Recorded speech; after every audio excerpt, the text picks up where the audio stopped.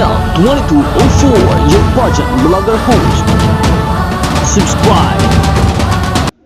This coming October 25 na nga ay magaganap na ang Miss Grand International 2024 competition. At grabe, sobrang ikli na lang ng preparation ng magiging candidate natin para sa Miss Grand International kung sakasakali. Kaya naman, ang sigaw ng mga pageant fans ay ipadala na si CJ Opiasa from Zambales dahil handang-handa na siya para sa Miss Grand International competition. From the walk and communication skills, maganda rin ang kanyang styling at hindi tayo titipirin sa mga pasabog. In-announce na nga ng Miss Grand Philippines organization na ang Miss Grand Philippines Coronation Night ay mangyayari sa September 29, 2024.